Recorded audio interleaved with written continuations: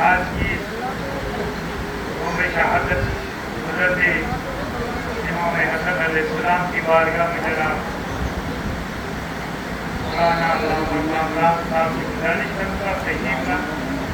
اور اپنا اظہار عقیدت محبت اعلان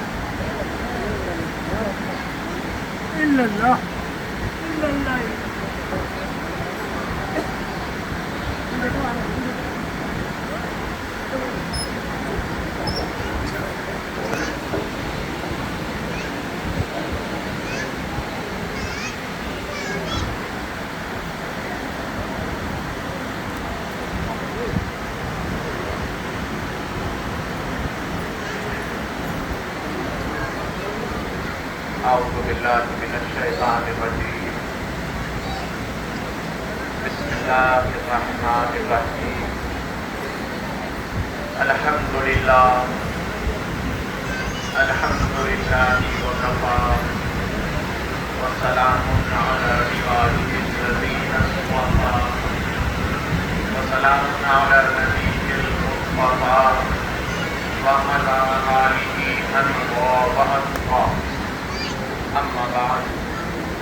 فاعوذ باللہ من الشیطان الرجیم بسم اللہ الرحمن الرحیم قال رسول اللہ صلی اللہ تعالی علیہ وآلہ وسلم ان ابنی ھذا سید لعل اللہ ان یصلح بی بین فئتین عظیمتین من المسلمین وقال في المقام الآخر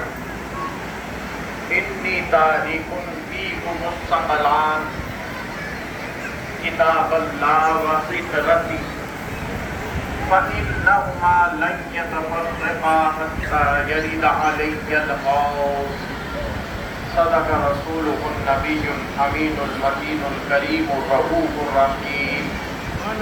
ونحن على ذلك لمن الشاهدين والشاكرين أما بعد قال الله تعالى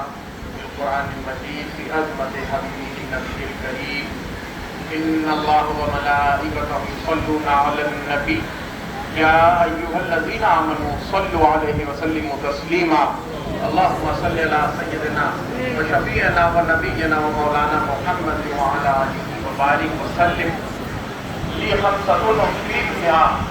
أرض الوباء الحاتمة المصطفى والمرتضى وابناهما والفاطمة سلام الله تعالى عليهم أجمعين السلام عليكم ورحمة الله وبركاته جميع حاضرین و حاضرات جميع ناظرین و ناظرات عزیزان ملت اسلامیہ ٹکرائے کیوں حسن سے کوئی بے نصیب ٹکرائے کیوں حسن سے کوئی بے نصیب یہ وجہ ذوالجلال ہے اور وہ ابلیس کا غضب یہ وجہ یعنی یہ اللہ تعالیٰ کا چہرہ ہے زمین پر زمین کے لوگوں کی ہدایت کے لیے حسن مجتبی یہ وجہ ذوالجلال ہے اور وہ جو ٹکرائے آپ سے وہ ابلیس کا غضب اور آگے فرماتے ہیں علی کہاں اور کہاں فرزند بنت شب علی کہاں اور کہاں فرزند بنت شب زہرا سے ملائے کوئی کیوں حمالۃ الحطب زہرا سے ملائے کوئی کیوں حمالۃ الحطب ابو لہب کی بیوی کا لقب حمالۃ الحطب قرآن مجید میں حمالۃ الحطب جو لکڑیاں چھالے کھجور کی نبی کریم صلی اللہ علیہ وسلم کی راہ میں اذیت پہنچانے کے لیے ملعونہ ڈالتی تھی تو زہرا سلام اللہ تعالی علیہا یہ پاک نسب پاک سیرت کا مقابلہ ان بد نصیبوں سے ان بد باطنوں سے کہاں ہو سکتا ہے شاعر آگے بہت خوب کہتا ہے بیعت کی بحث سرے محفل فضول ہے بیعت کی بحث سرے محفل فضول ہے بیعت کی بحث سرے محفل فضول ہے وہ طے کرے خطا ہے یہ ابن رسول ہے کرے خطا ہے، یہ ابن رسول ہے۔ اور موقع پر اور موضوع سے مناسبت رکھتا ہوا شعر، سلطانی بہشت جسے کردگار عطا کرے، سلطانی بہشت جسے کردگار عطا کرے، وہ کیوں کر نہ تاج و تخت کو ٹھوکر پہ مار دے۔ کردگاری سلطانی بہشت جسے کردگار عطا کرے، وہ کیوں کرنا تاج و تخت کو ٹھوکر پہ مار دے۔ آج کا یہ یوم یوم پرعلم، پرماتم، پرغم، افسوسناک، دلگیر، حضرت امام حسن المجتبی علیہ الصلوۃ والسلام، ہم شبیہ رسول، جگر گوشہ بطول، امام ثانی، نائب و خلیفہ علی المرتضی علیہ السلام کا آپ کی شخصیت اور کچھ کہنے سے پہلے یا کچھ بات یا کچھ کلام یا موضوع سخن بنانے سے پہلے یہ جان لینا چاہیے کہ کسی بشر میں یہ تاب ہی نہیں ہے، کسی بشر میں یہ مجال ہی نہیں ہے اپنے وقت کا کتنا ہی بڑا عارف باللہ، اپنے وقت کا کتنا بڑا شیخ الاسلام، اپنے وقت کا کتنا بڑا قطب الاقطاب، اپنے وقت کا کتنا بڑے غوث ہو، کتنا بڑا خواجہ ہو، کلندر ہو، اوتاد ہو، ابدال ہو، صوفیاء کے زمرے سے ہو کہ جائے علماء کے زمرے سے، وہ امام حسن یا اہل بیت اطہار پنجتن پاک کے فضائل کو بیان کر سکتا ہے، لیکن کمبخت کہوں جو اللہ تعالیٰ نے انہیں مرتبتیں اور جو ان کے مناقب اور جو ان کا مقام اور منزلت رکھا ہے اسے کبھی بیان نہیں کر سکتا، کیونکہ یہ بشری تاب سے باہر تھا، انسان کی تاب سے باہر تھا۔ میں نے ابھی ایک حدیث شریف صحیحین کی صحاحتہ کی اور اہل سنت و جماعت کی معتبر کتب حدیث کی آپ کے سامنے تلاوت فرمائی کہ میں تمہارے درمیان دو عظیم بھاری چیزیں چھوڑے جا رہا ہوں، ایک اللہ رب العزت کی کتاب کلام مجید، قرآن مجید، فرقان حمید، اور دوسرا میری اطرت۔ یہاں اطرت سے مراد اہل بیت اطہار آل کسا ہیں۔ اللہم ہؤلاء اہل البیت، اے اللہ یہ میرے اہل بیت ہیں۔ وہ کون؟ العلی والفاطمہ والحسن والحسین، یہ محمد صلی اللہ علیہ وآلہ وسلم کے گھرانے والے، یہ اطرت، یہ اہل بیت نبوت خاص ہیں۔ یوں تو ازواج بھی، ازواج مطہرات اور جمیع امائم رسول صلی اللہ علیہ وسلم یعنی حضور کے چچا، یہ بھی اہل بیت رسول میں ہیں، مگر یہ اہل بیت رسول عامہ میں ہے، خاصہ میں نہیں۔ اہل بیت رسول خاصہ میں اطرت رسول پنجتن پاک 12 امام ہیں۔ یہ بہت کھلی صاف شفاف بات اور اہل سنت و جماعت کا عقیدہ ہے کہ اطرت رسول وہ جنہیں اللہ کے رسول نے چادر تطہیر میں لیا، وہ جو نسل فاطمی ہیں، وہ جو حسنی حسینی سید ہیں، وہ جن کے نانا نبی کریم صلی اللہ علیہ وآلہ وسلم، یہ اطرت رسول ہے۔ میں تمہارے درمیان دو عظیم چیزیں چھوڑے جا رہا ہوں، قرآن مجید، فرقان حمید، اللہ کا کلام مجید، اور میری اطرت، میری آل، میری اولاد، یہ قیامت کے روز حوض کوثر پر مجھے ایسے ہی ملیں گے جیسے میں انہیں یہاں چھوڑے جا رہا ہوں۔ اللہ اکبر۔ یعنی جس طرح قرآن مجید کے کسی آیت میں، کسی سورہ میں، کسی حرف میں، کسی نقطے پر، کسی لفظ میں، کسی اعراب میں کوئی تغیر، کوئی بدل نہیں ہو سکتا،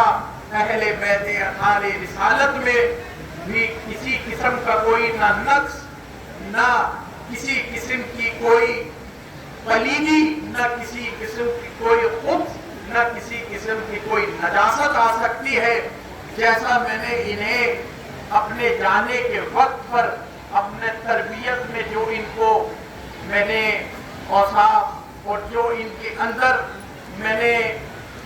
नूरे हिदायत रोशन किया है, इसी नूरे हिदायत के साथ अहले बैत अतार मेरे पास रोज़े क़यामत को पहुंचेंगी। ऐ उम्मते रसूल, ऐ मोहम्मद अरबी की उम्मत, ऐ मिल्लते इस्लामिया, तुम्हारे दरमियान फकत नबी के इरशाद मुबारक के वजह इरशाद मुबारक नबी करीम सल्लल्लाहु अलैहि वसल्लम का वाज़ेह है, क़तई है, क़तई सबूत भी है, क़तई दलाला भी है। अहले सुन्नत व जमात की मोतबर कुतुब में सहासित्ता में अहादीस भरी पड़ी है कि ये सिर्फ दो अजीम, क्या एक किताबुल्लाह और इतरत मेरी अहले बैत अतार, तीसरा किसी का नाम नहीं लिया। देखिए एक बात कि लायक़े तक़लीद एक अलग चीज होता है, इसको आप गौर से सुन ले इस फलसफे को। एक होता है लायक़े तक़लीद और एक होता है वाजिबे तक़लीद। एक मिसाल के तौर पे कि फला शख्स अच्छी नमाज अदा कर रहे हैं, फला इमाम की क़िरात अच्छी है, फला इमाम हदीस के फन में बहुत बेहतरीन उमूर रखते हैं, फला इमाम फला खतीब बेहतरीन खिताबत करते हैं, तो मैं इनकी इत्तिबा करूंगा अपने शौक से, अपने शौक से। लायक़ तक़लीद है, कोई उनमें कोई खराबी नहीं, कर भी सकते हैं, नहीं भी कर सकते हैं, मगर कुरान और अहले बैत वाजिबे तक़लीद हैं, वाजिबे इताअत हैं। इनकी तक़लीद से, इनकी इताअत से जो हटेगा वो गुमराह, बद्दीन और फासिक को जहन्नमी है। इनकी इताअत और परहेजगारी, इनकी इताअत से जो मुए हर अगर गिरता है तो वो फासिक को जहन्नमी है। तीसरी किसी शख्सियत का नाम नहीं लिया। अब कोई हजरत तवज्जो चाहता हूं, अब कोई किसी तीसरे को शख्सियत हो या मसलक हो या मजहब हो या दीन हो या कोई भी अपने जमाने का बहुत बड़ा खतीब हो, मौलवी हो, आरिफ हो, सूफी हो, उसे तीसरे गिरोह में डालना चाहता है बनाकर, तो वो रसूलुल्लाह सल्लल्लाहु अलैहि वसल्लम के इस हदीस सकलान के फरमान से बिल्कुल बाहर है। ये उसकी इजाद है, ये उसकी बिदअत है, वो जाने और अल्लाह और उसका रसूल जाने। यहाँ हमें हुक्म अल्लाह के रसूल ने किताबुल्लाह का और इतरत का दिया है। तीसरे किसी फर्द का, तीसरे किसी शख्सियत का, तीसरे किसी मसलक व मजहब का अल्लाह के रसूल ने जिक्र नहीं किया। और ये भी आपने गारंटीड और आपने ये मुस्तनद फरमा दिया और आपने फरमा दिया गोया अल्लाह ने फरमा दिया वमा यंतिकु अनिल हवा इन हुवा इल्ला वह्युन युहा। अल्लाह के रसूल जो कुछ भी बोलते हैं, चाहे वो हालत बेदारी हो, चाहे वो हालत नौम हो, चाहे वो बैठे हो, चाहे वो खड़े हो, चाहे वो चल रहे हो, चाहे वो रुके हुए हो, चाहे वो घर में हो, चाहे वो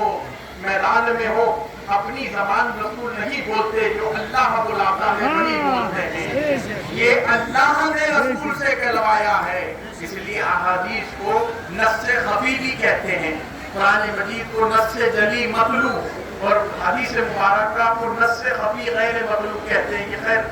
तफसील से गुफ्तगू हो सकती है इसकी, कि मुहद्दिसीन के दरमियान कलाम है इसमें। तो हुजूर नबी करीम सल्लल्लाहु अलैहि वसल्लम का जो ये इरशाद है, ये हमको क्या सिखाता है? ऐ उम्मत रसूल, ऐ मिल्लत इस्लामिया, इन दो चीजों का दामन जब तुम थामोगे तो ही राह निजात हासिल होगी। अब तुमको फला ये कहे कि ये मसलक है, ये शख्सियत है, ये बात मौलवी है, ये मुफ्ती साहब हैं, ये अपने वक्त के सूफी हैं, ये इनका दामन पकड़ोगे तो राह निजात पाओगे। तो हम देखेंगे कि उन्होंने अहले बैत का दामन पकड़ा है कि नहीं। हम कैसे नापेंगे? हमें पैमाना मिल गया, ہمیں پیمانہ صحیح اور غلط کا پیمانہ مل گیا کہ جب ہم کسی کی تقلید، ہم کسی کی اتباع کریں گے تو ہم یہ دیکھیں گے وہ قرآن و سنت کے مطابقت اس کی عمل ہے کہ نہیں، وہ آل رسول سے مودت و محبت رکھتا ہے کہ نہیں، اور اگر اس میں ذرہ برابر بھی کمی پائی گئی، اپنے وقت کا کتنا ہی بڑا مولوی ہو، کتنا ہی بڑا مفتی ہو، کتنا ہی بڑا صوفی ہو، وہ صوفی نہیں، وہ کوفی ہوگا، وہ مولوی نہیں ہو سکتا، وہ گمراہ، وہ ابلیس کا نائب ہوگا۔ بے شک بے شک۔ تو اللہ کے رسول صلی اللہ علیہ وسلم کا واضح فرمان امت میں آپ دو بھاری چیزیں چھوڑ کے گئے۔ اللہ کے رسول صلی اللہ علیہ وآلہ وسلم کے اس فرمان عالی شان کا فی الوقت امت رسول نے کیا حال کیا ہے؟ نہ قرآن کا دامن ہاتھ میں ہے، نہ اہل بیت رسول کا دامن ہاتھ میں ہے، اور جو مصائب اور جو مظالم اہل بیت رسول پر ٹوٹے اور جو امت نے ظلم و ستم کیا، آج بھی فضائل و مناقب بیان کیے جا رہے ہیں ظالموں کے، اور جو مظلوم ہیں جن کے اوپر ظلم کیا گیا، جن پر زود و کوب کی گئی، جن کی حق تلفیاں کی گئی،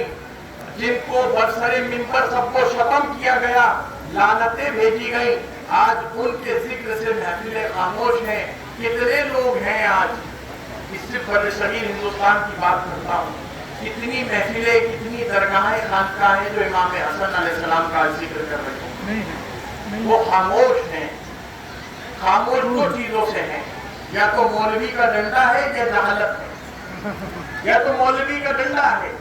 یا تو جہالت ہے۔ میں ایک بات یہاں پر کہتے چلوں، اثناء کلام میں مجھے یاد آ گئی، موجودہ تناظر میں حضرت جو مسئلہ چل رہا ہے، اس تناظر میں ہم کیوں اہل سنت و جماعت کے پابند ہیں، مسلک اہل سنت و جماعت کے پابند ہیں۔ ہم حنفی ہیں، شافعی بھی ہیں تو وہ ہمارے بھائی ہیں، حنبلی بھی ہیں تو وہ ہمارے بھائی ہیں، مالکی بھی ہے جو وہ ہمارے بھائی ہیں۔ اگر کوئی اختلاف ان کے درمیان پایا جاتا ہے تو وہ فقہی اختلاف ہے، ان اختلافات سے ان کا دین کمزور نہیں ہوتا، اور ان سے ہمارا کوئی اختلاف ہے تو ہمارا دین کمزور نہیں ہوتا، یا ہم دین سے باہر نہیں نکل جاتے۔ ہم انہیں بھی لائق تعظیم سمجھیں گے اور وہ بھی ہم کو لائق تعظیم سمجھے۔ اہل سنت و جماعت کا پیمانہ وسیع ہے، شرق سے غرب تک پھیلا ہے، تمام دنیا عالم کی جتنے مملکتیں اسلامیہ ہیں یا غیر مملکت اسلامیہ ہیں جو اہل سنت و جماعت کے مسلک کے پابند ہیں، یہ جان لے اس میں حب اہل بیت رسول بھی ہے اور تعظیم و تکریم صحابہ بھی ہے۔ وہ صحابہ جلیل القدر، اولون و مہاجرون من السابقون، سابقون الاولون، انصار و مہاجرین میں سے وہ حضرات جنہوں نے حضور نبی کریم صلی اللہ علیہ وسلم کی راہ میں اپنی جان، مال، تن اور اپنی آل اولاد کو قربان کیا، ان اصحاب رسول کی بھی تعظیم و تکریم اور محبت و مودت آل رسول بھی اسی اہل سنت و جماعت میں ہے، اور رسول نبی کریم تاجدار انبیاء والمرسلین احمد مصطفیٰ محمد مصطفیٰ صلی اللہ علیہ وسلم کی عظمت بھی اسی اہل سنت و جماعت میں ہے، اور اللہ جل شانہ کی توحید بھی اسی اہل سنت و جماعت میں ہے۔ یہ مسلک اعتدال ہے۔ کوئی ہم کو یہ کہے کہ فلاں ہم مسلک کے پیروکار ہیں، فلاں مسلک کے پیروکار ہیں، فلاں مسلک کے پیروکار ہیں، تو میں ایک بات آپ لوگوں کو عرض کرتا چلوں، اگر مسلک کی پابندی ہو جائے کہ یہ مسلک اس شہر سے چلے گا، یہ مسلک فلاں شخصیت سے چلے گا، یہ مسلک اس مفتی کے نام پر ہو گیا، یہ مسلک اس صوفی کے نام پر ہو گیا، یہ مسلک اس دیار کا ہو گیا، یہ اس شہر کا ہو گیا، یہ اس خطے کا ہو گیا، تو ہندوستان میں پھر اگر مسلک کی بات ہوگی تو مسلک غریب نواز ہے۔ اگر یہ بات ہے، چڑ والوں کی بات کر رہا ہوں، اگر یہ بات ہے کہ مسلک شہروں سے، خطوں سے، ضلعوں سے،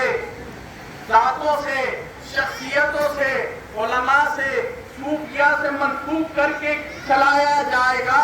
تو یہ اعلانیہ کہہ دوں کہ پھر مسلک اہل سنت ہندوستان میں مسلک غریب نواز ہے، اور اس کا کوئی دوسرا نام نہیں ہے۔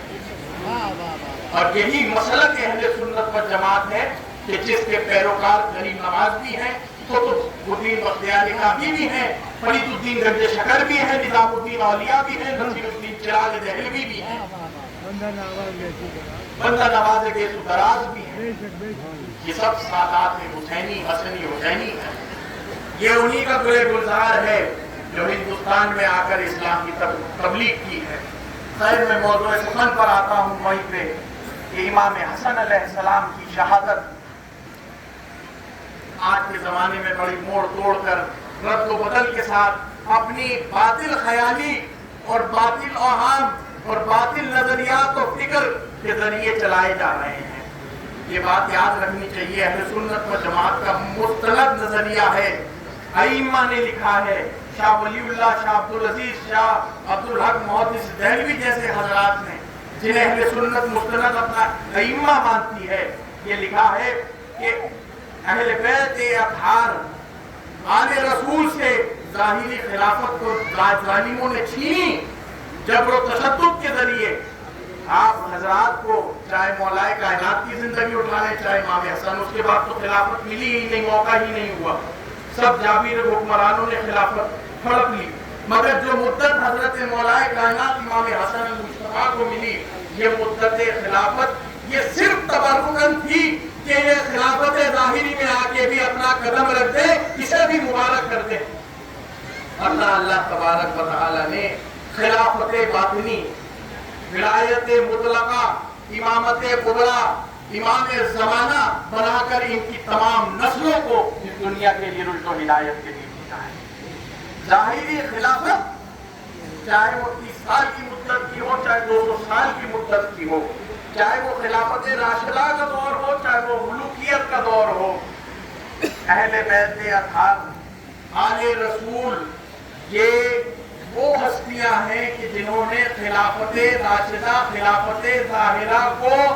اور مضبوط و مستحکم کیا ہے، منور و متجلی کیا ہے، ورنہ اللہ تبارک و تعالیٰ نے ان کے لیے خلافت باطنی روز ازل تک، روز قبر تک، قیامت کے روز تک مہدی موعود کی شکل میں ان کے سپرد خلافت باطنی کی ہے۔ یہ نہیں بھی رہیں گے دنیا میں، پھر بھی ان کی خلافت جاری و ساری رہے گی۔ یہ موجود نہیں ہوں گے اس زمانے میں، یہ موجود نہیں ہوں گے اس مکان میں، پھر بھی غریب نواز کی شکل میں دکھیں گے، نہیں ہوں گے موجود پھر بھی جعفر صادق کی شکل میں دکھیں گے، نہیں ہوں گے موجود پھر بھی حسن عسکری کی شکل میں نظر آئیں گے، نہیں ہوں گے موجود پھر بھی امام مہدی کی شکل میں نظر آئیں گے۔ ان کے لیے کسی تخت نشینی کی یا کسی وقت کی یا زمانے کی قید نہیں ہے، ہر وقت میں ان کی امامت ہے، ہر وقت میں ان کی ولایت، ہر مقام پہ ان کی ولایت ہے۔ اللہ تبارک و تعالیٰ نے ان کے سپرد وہ امامت و ولایت و خلافت کی ہے جو باطنی ہے، جو انتخابی نہیں ہے، عوام اسے چنتی نہیں ہے، اللہ اور اس کا رسول چنتا ہے، جو قرآن و حدیث و سنت کے مطابق، وہ قرآن اور حدیث کے سنت کے مطابق ان کی زندگی چلتی ہے، مستوار ہوتی ہے۔ ہم بڑا اوقات یہ دیکھ رہے ہیں کہ امام حسن علیہ السلام کے سورے کے حوالے سے میں نے ایک حدیث آپ لوگوں کے سامنے پڑھی، مشہور حدیث صحیح بخاری کی بھی ہے، سیاستہ کی بھی ہے، بلکہ اس پہ اجماع ہے اہل سنت کا کہ امام حسن علیہ السلام نے جو اپنی 5ویں خلافت میں 6ویں مہینے کے اختتام پر جو خلافت سپرد کی ہے، ایک بات غور طلب ہے، سننے لائق ہے ملت اسلامیہ، کہ جس دن سے امام حسن نے اس خلافت ظاہری سے خلافت راشدہ سے منہ پھیرا، اس دن سے آج تک خلافت راشدہ قائم نہ ہو سکی، آج تک ملوکیت اور بادشاہت ہے۔ جس دن سے آل رسول نے ہاتھ اٹھا لیا، آج تک جبر و تشدد کی بادشاہت ہے، چاہے وہ سعودی عرب کی ہو، ایران کی ہو یا کہیں کی ہو، جب سے انہوں نے اپنا ہاتھ اٹھایا ہے، تب سے اس کے بعد سے خلافت راشدہ منہج نبوت قائم نہ ہو سکی، جو نبی کریم صلی اللہ علیہ وسلم کی سیرت پر چلتی ہو۔ وہ خلافت جو حضرت ابو بکر رضی اللہ عنہ کی تھی، وہ خلافت جو حضرت عمر رضی اللہ عنہ کی تھی، وہ خلافت جو حضرت عثمان غنی رضی اللہ عنہ کی تھی، وہ خلافت جو علی المرتضیٰ کی تھی، کرم اللہ وجہ المطہر، وہ خلافت جو امام حسن المجتبی شہید کی تھی علیہ الصلوۃ والسلام، اور اس کے بعد دانتوں سے کاٹنے والی جبر و تشدد کی بادشاہت شروع ہو گئی۔ امام حسن کے 6 مہینے پورے ہوئے اور اس کے بعد پھر سے وہی فسادات شروع ہو گئے، وہی انتشارات شروع ہو گئے، وہی خون ریزیاں شروع ہو گئی، وہی شیعان علی جو مولا امام حسین علیہ السلام، مولا امام حسن علیہ السلام مولا کائنات کے اور اہل بیت اطہار کے عاشق تھے، جو صحابہ کی بھی تعظیم کرتے تھے اور اہل بیت رسول کی مودت و محبت میں پیوستہ تھے، ان شیعان علی جنہیں شیعان اولا کہتے ہیں، ان حضرات کو پھر سے تنگ کیا جانے لگا، پھر سے ان کے درمیان سیاستیں رچی جانے لگیں۔ تو امام حسن علیہ السلام نے صلح کی پیش قدمی نہیں کی، یہ جھوٹ بولتا ہے مولوی۔ امام حسن علیہ السلام نے صلح کی پیش قدمی نہیں کی، صلح کی پیش قدمی سامنے کی طرف سے ہوئی، صلح کی پیش قدمی سامنے کی طرف سے ہوئی۔ مولائے کائنات خلافت سے نہیں ہٹے، دستبردار نہیں ہوئے، مولائے کائنات خلیفہ راشد امام وقت تھے، امام زمانہ تھے، ان کے خلاف جن لوگوں نے سازشیں کی، جن لوگوں نے سیاستیں کی، ان کی وجوہات پر مولائے کائنات کی شہادت ہوئی، اور انہی سیاستوں کی، یہ بزدلوں کی سیاست کی، یہ شامی کبابوں کی، یہ اموی سلطنتوں کی جو سیاستیں چمکی، انہوں نے جو امت میں انتشار ڈالا، جو خون بہانا چاہا اور خون بہایا اور اہل بیت رسول کی خلاف ورزی کی اور ممبروں سے ان کے اوپر سب و شتم کیا، ایک تاریخ رقم ہے۔ یہ تاریخ ہر کوئی نہیں بتاتا، اس لیے نہیں بتاتا کہ بعض لوگوں کو مسجد چھننے کا ڈر ہے، بعض لوگوں کو سجادگی چھننے کا ڈر ہے، حضرت بعض لوگوں کو مسجد چھننے کا ڈر ہے، بعض لوگوں کو سجادگی چھننے کا ڈر ہے۔ وہ زمانہ بھی ایسا تھا کہ اس کی بیعت نہ کرو گے تو قتل کر دیے جاؤ گے، اس کی بیعت نہ کرو گے تو مسجد میں آنے کی اجازت نہیں ہوگی۔ آج بھی وہی خوارج کا دور ہے، اس مولوی کی اس مسلک کی اطاعت نہیں کرو گے تو اہل سنت سے باہر ہو، اس مسلک کی اطاعت نہیں کرو گے تو بددین و فاسق ہو۔ تم کون ہوتے ہو اہل سنت و جماعت کے نمائندے؟ تم کون ہوتے ہو؟ تمہیں حق کس نے دیا؟ تم جن کا نام لے کے اہل سنت کا کاروبار چلا رہے ہو وہ تو خود اہل سنت و جماعت کہتے تھے اپنے آپ کو، جن کا نام لے کر تم اہل سنت و جماعت کا نام بگاڑتے ہو وہ تو خود حسن و حسین کی غلامی میں تھے، وہ تو خود حسن و حسین کی غلامی میں تھے۔ اور اگر یہی بات ہے، اتنا ہی بڑا فخر ہے، اتنا ہی بڑا بحر العلوم ہے، اتنا ہی بڑا علم کا سرچشمہ ہے، تو پھر کسی آل رسول کے پاس جا کے بیعت ہونے کی ضرورت کیوں پڑی؟ خانقاہوں کی تلاش کیوں کی مولویوں نے؟ اگر یہی علم نجات دلانے والا ہے تو آل رسول کے در کو کیوں ڈھونڈا، کیوں بیعت کی آل رسول کے؟ معلوم تھا کہ یہ علم، صرف یہ علم دین راہ نجات نہیں بن سکتا جب تک کہ آل رسول کا خزانہ نظر نہ ہو جائے۔ بڑا سا بڑا مولوی جن کے نام سے آپ مسلک معاملہ کر رہے ہیں وہ خود آل رسول کے درگاہ کے سگ ہیں، اور سگ بھی نہیں، سگ سے مجھ کو نسبت، سگ سے مجھ کو نسبت، در سے سگ سے میری نسبت، در سے سگ اور سگ سے میری نسبت، میں کتے کی نسبت سے زندہ ہوں، یہ کہہ کے گئے ہیں۔ آپ کیا کہنا چاہتے ہیں؟ امام حسن علیہ السلام کے خلاف جو سیاستیں روا ہوئیں، جو باطل خیالات پھر رونما ہونے لگے اور پھر انتشارات جنم لینے لگے، تو امام حسن علیہ السلام کے خلاف انہی کے جو یاران وفا تھے، جو اصحاب تھے، ان میں جو لوگ متزلزل تھے کہ آپ سے وفا نہ کر سکے، ان کو کچھ درہموں میں خرید لیا گیا، شامیوں نے کچھ درہم میں خرید لیا گیا۔ اور امام حسن علیہ السلام نے جب یہ دیکھا کہ آپ کے ایک خارجی ناصبی نے، اس نے آپ کے کان پر آپ کے جو ہے دانوں پر تیر مارا ہے اور آپ زخمی تھے، اس کی حالت میں صلح ہوئی ہے، تو اہل بیت رسول کے ساتھ جو بے وفائی کی ہے اس امت نے، وہ تو جس طرح انبیاء اور مرسلین سابقین جن کے ساتھ قوم بنی اسرائیل نے اور دیگر قوموں نے جو اپنے انبیاء کے ساتھ ظلم و ستم کیا ہے، وہی امت مسلمہ نے اپنے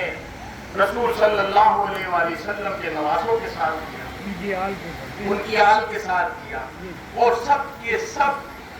کسی کو میدان رن میں شہید کیا، کسی کو زہر پانی کرائی، کسی کو قید و بند کی صعوبت میں، کسی کو کچھ، کسی کو مسافرت میں، مطلب شہید ہر ایک ہوئے، اور امت مسلمہ کے ہاتھ ہوئے، مسلمانوں کے ہاتھ ہوئے۔ تابعین کا جلیل القدر دور ہے، صحابہ کا جلیل القدر دور ہے، لیکن کوئی آواز نہیں اٹھاتا تھا ظالم بادشاہوں کے خلاف۔ ایک جگہ یہ بات کی جاتی ہے کہ امام حسن علیہ السلام نے جس سے صلح کر لی ہم نے اس سے صلح کر لی، جس سے امام حسین نے جنگ کی اس سے ہم نے جنگ کی۔ واہ واہ واہ، کتنا دماغ پھرایا گیا ہے۔ دیکھیے کس قدر یہ جملہ کتنا خوبصورت بنا کے پیش کیا گیا ہے کہ جس سے ہم نے امام حسن نے صلح کر لی اس سے ہماری صلح ہے روز قیامت تک، اور جس سے امام حسین نے جنگ کری ہماری اس کی جنگ ہے۔ واہ بھائی واہ، یہ بتائیے کہ اس صلح پر عمل بھی کیا گیا کہ نہیں؟ اگر اس صلح پر عمل کیا گیا تو بلا ریب بلا شک قیامت تک ہماری امام حسن کی مطابقت میں، آپ کی محبت میں جن ظالموں سے صلح کی ہماری بھی صلح ہے۔ کیا امام حسن نے جو شرائط باندھے تھے اس پر عمل کیا گیا؟ تاریخ گواہ ہے، چیخ چیخ کر کہہ رہی ہے، مگر بتایا یوں نہیں جاتا کہ بڑے بڑے کاروبار مسجد و مدرسے کے نام پر اس سے چل رہے ہیں۔ یہ تو ذریعہ دھندا بنا، فضائل و مناقب ظالموں کے بیان کیے جا رہے ہیں۔ اس پر ثبوت رکھنا ہمارا منہج و مذہب تھا۔ ہم خاموش رہیں گے، نہ ہم فضائل و مناقب بیان کریں گے اور نہ سب و شتم و لعنت کریں گے، اب بلکہ ہم ان ظالموں کا ذکر کرنا ہی اس طرح ناپسند کرتے ہیں کہ جس طرح کیچڑ کا پیر رکھنا۔ ہم ان ظالموں کا ذکر اس قدر ناپسند کرتے ہیں کہ اگر جس دن ان ظالموں کا ذکر ہو جائے، ان امویوں کا یا ان عباسی ظالموں کا، تو ہم یہ سمجھتے کہ ہماری دعا رد ہو گئی، ہماری درود سلام قبول نہیں۔ یہ ہمارے بزرگوں نے لکھا اپنی کتابوں میں۔ بہتر یہ ہے کہ آل رسول و اہل بیت کا ترانہ پڑھو، ان کی منقبتیں پڑھو، مگر تم جب چھیڑتے ہو اور بلا سوچے سمجھے اہل سنت و جماعت کا معیار خراب کرنے کی کوشش کرتے ہو، تو جواباً جب ہم تم کو کچھ کہتے ہیں تو تمہارے پاس صرف اموی دسترخوان، جو اموی دسترخوان سے تم نے حاصل کیا گالم گلوچ، وہی تم کر سکتے ہو، اس کے سوا کچھ نہیں کر سکتے۔ شیعہ بنا سکتے یا شیعہ بنا سکتے ہو۔ دلائل کا جواب دلائل سے ہوتا ہے، قرآن کا جواب حدیث مبارک سے نہیں دیا جاتا۔ تو جب قرآن کا جواب حدیث سے نہیں دیا جائے گا تو کہاں آپ کی رائے، کہاں آپ کا قیاس، اور کہاں آپ کے مولوی مفتی کا فتویٰ؟ قرآن کا جواب قرآن سے دیا جائے گا، حدیث کا جواب حدیث سے دیا جائے گا، اجتہاد کا جواب اجتہاد سے دیا جائے گا، قیاس کا جواب قیاس سے دیا جائے گا۔ قیاس قرآن کے مقابلے میں نہیں کھڑی کی جاتی ہے، یہ حرام ہے، یہ گناہ ہے، یہ گناہ کبیرہ ہے، یہ فسق ہے۔ آپ کو ہم نے جواب دیا آپ کی بدماشی کا، تو آپ کو چاہیے تھا اس بدماشی سے رجوع کریں یا پھر دلیل لائیں قرآن و حدیث سے۔ روز قیامت تک تمہارے بہاور اور اجلاس ہی لا سکے تم کیا لاؤ گے؟ اتنی محبت دل میں کیوں ہے امویوں؟ آخر تمہیں یہ سوچنا چاہیے کہ در نجات تو در زہرا ہے سلام اللہ علیہ، در نجات تو در امام حسنین کریمین ہے، در نجات تو علی ہے۔ ارے ان کے مخالفین جو ان کے خلاف کھڑے ہوئے ہیں وہ تو خود ان کی نجات کے لیے ان کی طرف اپنے نجات کے لیے متوجہ ہے، تم ان کے نعرے لگا کے ان سے نجات مانگتے ہو، ان کا وسیلہ بناتے ہو جو خود ان کے نیتا ان کے وسیلے کے محتاج ہیں، جو خود ان کے وسیلے کے محتاج ہیں۔ اور میں یہ کہنا چاہتا ہوں کہ امام حسن علیہ السلام کی صلح نامہ اور صلح نامہ پہ لکھے وعدے کیے شرائط، کیا ان پر عمل درآمد ہوا؟ اور اگر عمل درآمد ہوا تو ہم اس بارگاہ میں کھڑے ہو کے قسمیہ کہتے ہیں کہ ان ظالموں سے ہماری صلح ہے، اور اگر یہ دیکھ رہے ہو کہ آخری شرط ان 5-6 شرطوں میں جو آخری شرط امام حسن علیہ السلام نے باندھی ہے کہ تم اپنے بعد خلافت چھوڑ دو گے، کسی کو سپرد نہیں کرو گے، انتخاب میں نہیں لاؤ گے۔ میں ان ظالموں سے پوچھنا چاہتا ہوں آج کے، کیا یزید کو تخت نشین کیا گیا نہیں کیا گیا؟ کیا یزید کو جبر و تشدد کے ذریعے تلوار کے سائے میں صحابہ اکرام کے سروں پر تلوار سایہ فگن کی؟ اہل بیت رسول موجود تھے، حسن و حسین موجود تھے، کیا یزید پلید کو تخت نشین کیا گیا نہیں کیا گیا؟ کیا شیعان علی جو وفاداران علی تھے، شیعہ سے مراد یہاں رافضی نہیں ہے، یہاں رافضی نہیں ہے، شیعہ سے مراد وفاداران علی، وفاداران علی کو قتل کیا نہیں گیا؟ قتل کیا۔ امام حسن جب شہید ہوئے، زہر کس نے دلوایا؟ کس کے کہنے پر دلوایا گیا؟ کس نے دیا؟ یہ سب تاریخ میں اس قدر رقم ہے کہ ہمیں کسی دوسرے فرقے کی طرف جانے کی، اس کی کتب کو تلاش کرنے کی ضرورت نہیں ہے، سب کچھ ہماری کتابوں میں۔ ہم پھر یہ کہہ رہے ہیں، نہ ہم روافض ہیں نہ خوارج ہیں، نہ ہم وہ ہیں جو مولا علی کے بغض میں خارجی بن گئے، اور نہ ہم وہ ہیں جو شیخین کریمین حضرت ابوبکر اور حضرت عمر بن عثمان کی بغض میں رافضی ہو گئے۔ ہم وہ ہیں جو اہل سنت و جماعت ہیں، ہم اہل توحید ہیں، ہم آل رسول کی محبت میں مستغرق ہیں، ہم صحابہ اکرام کی تعظیم و تکریم کرتے ہیں، ہم اولیاء اصفیاء کا وسیلہ لیتے ہیں بارگاہ الہی میں۔ ہم وہ 14 صدی پرانی اہل سنت و جماعت ہے کہ جس کا نقشہ ابو حنیفہ، شافعی اور امام حنبل اور مالک نے بنایا تھا۔ آج کے مولوی مفتی کا بنایا ہوا نقشہ ہمارے لیے قابل اعتماد نہیں ہے۔ امام حسن علیہ السلام نے جن شرائط کو طے کیا، پھر میں واپس وہی بات کا اعادہ کر رہا ہوں، جن شرائط کو لکھا کیا اس پر عمل کیا گیا؟ جب اس پر عمل نہیں کیا گیا تو یہ صلح بھی ایسی ہے جیسے صلح حدیبیہ۔ اگر کفار کے ساتھ حضور نبی کریم صلی اللہ علیہ وآلہ وسلم رحمت للعالمین صلح کر سکتے ہیں، کفار کے ساتھ، کھلے کفار، دین کے دشمن، دین کے اور اللہ کے رسول کے دشمن، اللہ کے دشمن، اس کی کتاب اور رسالت کے دشمن، وحی کے دشمن، جب ان کے ساتھ صلح ہو سکتی ہے دین کے لیے، تو وہ مسلمان جو فاسق ہیں، فاجر ہیں، بددین ہیں، بدباطن ہیں، ظالم ہیں، جابر ہیں، بدنسب ہیں، ان سے صلح ہو گئی تو کون سی بڑی بات ہے؟ صلح ہوئی، مگر جس طرح صلح حدیبیہ کفار مکہ نے توڑی، اسی طرح ان امرائے امیہ نے اس صلح کو بھی امام حسن کی توڑا۔ وہ صلح نتیجہ بنی کس کا؟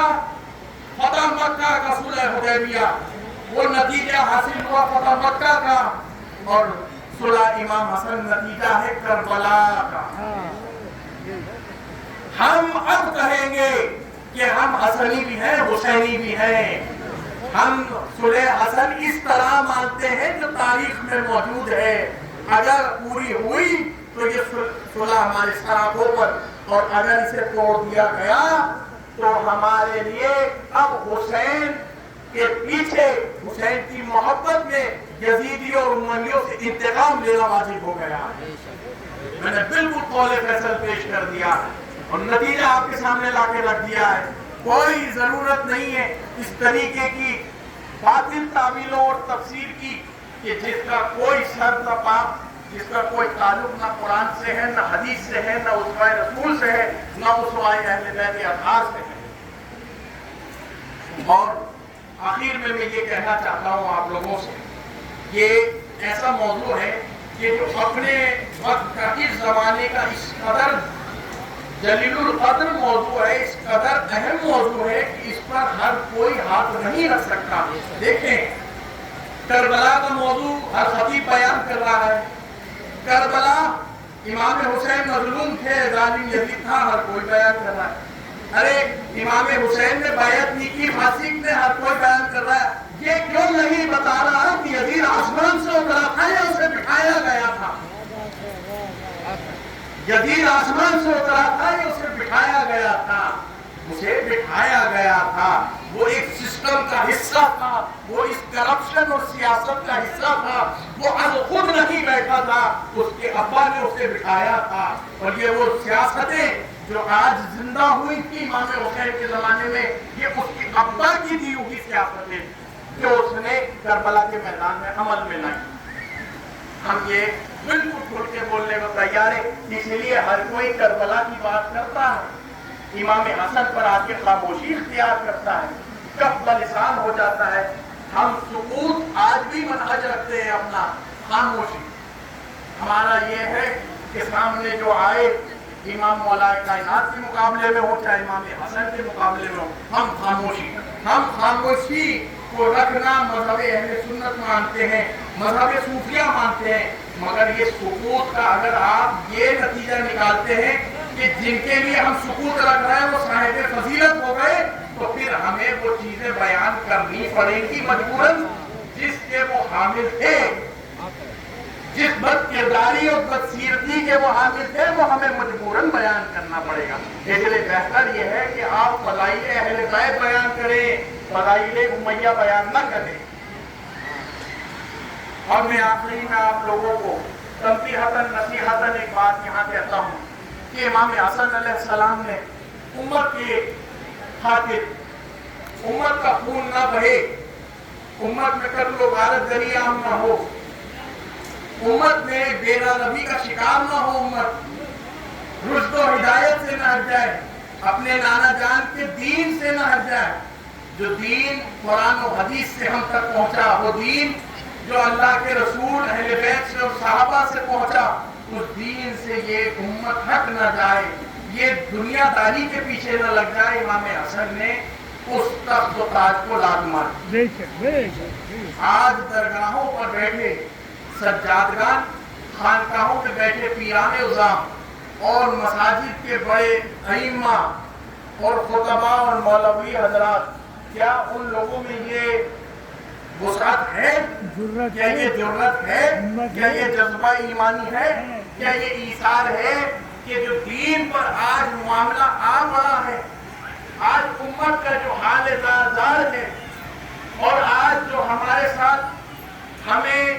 کس طرح سے تنگ کیا جاتا ہے اور ہم کس طرح سیاستوں کا شکار اور دیوالہ ہوئے ہیں، کیا کسی ان لوگوں سے جو بڑے بڑے منصبوں پر فائز ہیں امام حسن علیہ السلام کی سنت پر عمل کرنے کی توفیق ہو رہی ہے؟ امام حسن علیہ السلام کی سنت پر عمل کرنے کی توفیق ہو رہی ہے؟ ہم آج بھی یہ کہتے ہیں، یہ تو بڑی بدمزاجی سے اس اصطلاح کو عام کر دیا گیا، صلح کلی۔ ہاں، ہم صلح کلی ہیں امت کے لیے، صلح کلی ہے امت کے لیے، ان کے لیے جو صلح بدی ہیں۔ ہر بد سے فاسق و فاجر سے صلح کرتے ہیں، لیکن نیکوکار سے صلح نہیں کرتے۔ ہم امت کے لیے، امت کی خیر خواہی کے لیے، ہم کسی بھی مسئلہ کا ہو، ہمارا دوست ہو یا دشمن ہو، مگر شرط یہ ہے کہ کلمہ لا الہ کا بولنے والا ہو، پڑھنے والا ہو، کلمہ لا الہ الا اللہ محمد رسول اللہ صلی اللہ علیہ وسلم۔ اگر اس پر وہ اس کا تائید ہے تو وہ کسی مسلک فرقے سے اگر تعلق رکھتا ہے تو ہم امام حسن علیہ السلام کی صلح پر عمل کریں گے کہ گرچہ وہ جانتے ہیں کہ یہ دین کا دشمن ہے، یہ آل رسول کا دشمن ہے، یہ قرآن کی آیتوں کا دشمن ہے، یہ رسول کے پیغام کا دشمن ہے، لیکن کیا کریں اگر اس سے صلح نہیں کی تو یہ خون ریزی عام کر دے گا۔ آج ہمیں یہی منہج اور یہی